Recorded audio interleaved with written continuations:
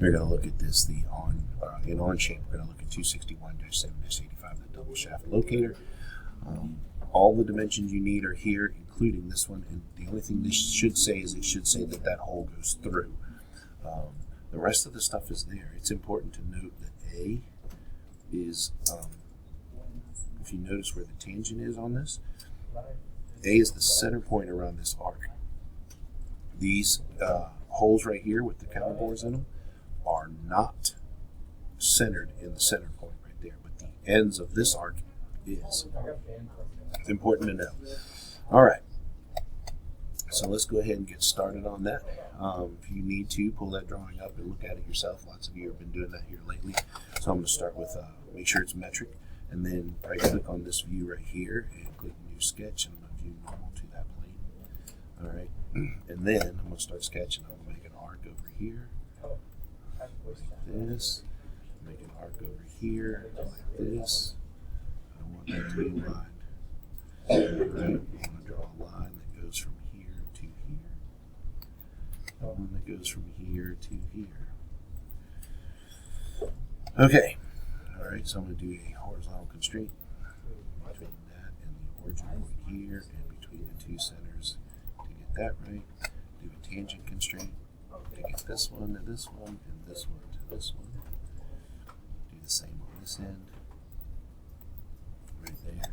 I'm going to say that these two are equal to one another. We should straighten all of that stuff out right there. Now, don't worry about centering this thing up. So the dimension in there for A was 67 millimeters. So I'm going to go like this, put this in here right there, and I'm going to say 67 divided by 10. All right, I'll put the radius on the end of this right here, which was C, and that is 21. All right, then I'll also put a dimension that goes from here to here. That would be A again. That is 67. All right, so now I've got that part figured out. I'm going to finish that sketch. I like to move it this way. You don't have to if you can trust yourself to do that. I like to be able to see what's going on. The thickness of the base is B, and B is 7. So that's that, and then we've got the base drawn. All right, I'm going to right click on this surface right here, click new sketch, view normal to that sketch plane, and then I will go ahead and do the same thing I did just a second ago. I'm going to draw an arc on here that looks something like this. Draw an arc on here that looks something like this. I'm going to do the exact same thing that I did before. I'm going to do tangent here, right here, tangent here to here, tangent here to here, tangent here to here. Horizontally constrain this to the origin point, and horizontally constrain these to one another. Say that these two ends are equal to one another, and then I'm going to put a dimension on this. It tells me how far it is between these centers, and the distance between those centers right there is the distance of F, and F was 43, and then the radius of this arc right there was G, and G is 12. Okay, so then if that's 43, I need one more dimension that tells me from here to here is 43 divided by 2. All right, finish that sketch and extrude it. I'm going to extrude that part right there. H, the thickness of H is 14, so we'll just change this to 14 and go from there. All right, so at this point I'm going to right click, create a new sketch here, and I'm going to, this one I can put the holes right on the center points there because that is where they're located there. Finish the sketch. I'm going to go ahead and put the holes in this way, like that, and this one, and they are not countable holes here, they're simple holes. That I is the radius or diameter of 12, so we'll change this to 12 millimeters, and it goes through all. Alright, so check that. I'm just going to double check by clicking top to see that the holes do go all the way through, and they do. Okay, the next one's a little trickier. Right click onto that surface, click new, and we're going to put in a point right here somewhere and a point right here somewhere. Alright, then I'm going to view normal to that plane. I'm going to do that. I want to do a horizontal constraint between here and the origin point and here and the origin point. Alright, we're going to look at the distance of D. D from the edge is, D from the edge right here to right there is a very specific number, and that number is 10. Oops, undo that. I want to undo that again. Something went wrong here. I'm going to put a dimension in. It goes from that point to this point, and that distance is 10. Something's going on here. That was what I want to have happen. Now this one got thrown out here in the middle of nowhere. I don't want that to happen, so I'm going to put this on here and say from there to here, that distance is 10. Alright, so now I've got that located where we want it to go. I'll click the corner here. Now when I go here, put the whole command in. This time it is a counterbore. Then we're looking at the counterbore, and it's going to be drilled through. So E is what we're looking at, and it is a 6mm hole going through. So we'll scroll up here to 6. 6mm hole.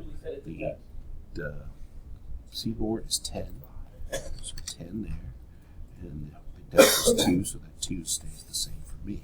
Make sure you change that to 2, and you put those two things in place and check that. That's our part.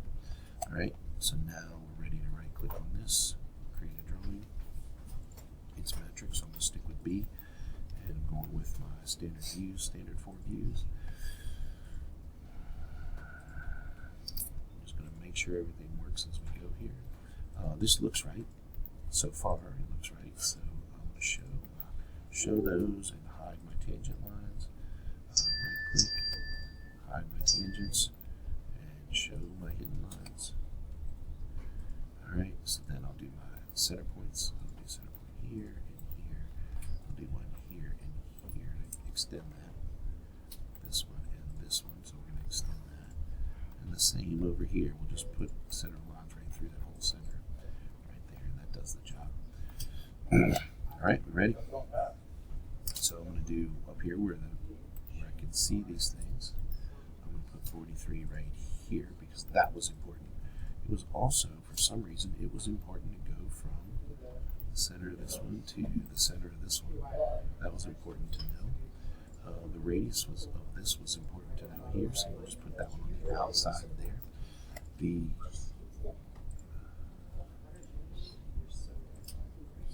21, that's right.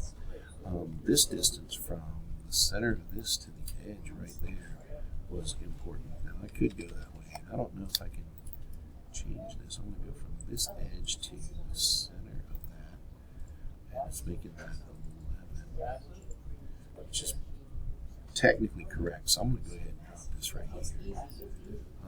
Put that 11 right there for right now. Although it comes from the end, it's supposed to come from the end. This doesn't. I haven't figured out how to override it yet, so we'll get there. All right. I'm going to use the whole command right here to tell us what that is. So that right there, and when I drop this in here, I'm going to put this on this and say 2 places. Oops, I always forget my cap lock. 2 places. Alright, I'm going to do another one right here, and that tells us what that is. And I'm also going to do the same on that one. Click this and say 2 places. Alright. Uh-oh. Alright. Click out of here. So we got that there, and then we're going to go and do put a dimension on for this radius also. And that radius is 12. Okay, so we got our 67. We got to worry about like the thickness of that part too. So we'll worry about the thickness here. I usually think about features all at one time. So the base is how long the base is. So I've got that centered and all of this figured out. The length of it from centers and radiuses on there. There's my thickness. I usually do that kind of thing. Then let's see, we got the outside radius there, and we're looking at the distance there. I couldn't quite figure that one out. Maybe somebody else can. I'll be dying to know. Then what else can we look at here? The thickness of that. We're looking at the E is that right there, that hole going through. The 2 and F was the distance between those two right there. G. So this radius right out here. H is how tall this is right here. Just click on this. So I'm going to put from here to here. And we'll put this right there like that. So it gives me the little gap that you're supposed to have. And you should be done on that one. There's nothing else to add to it. So double click my mouse wheel.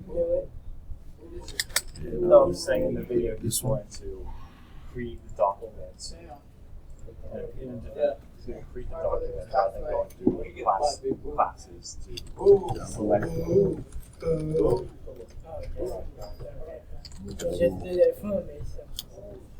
Shaft locator. And check that.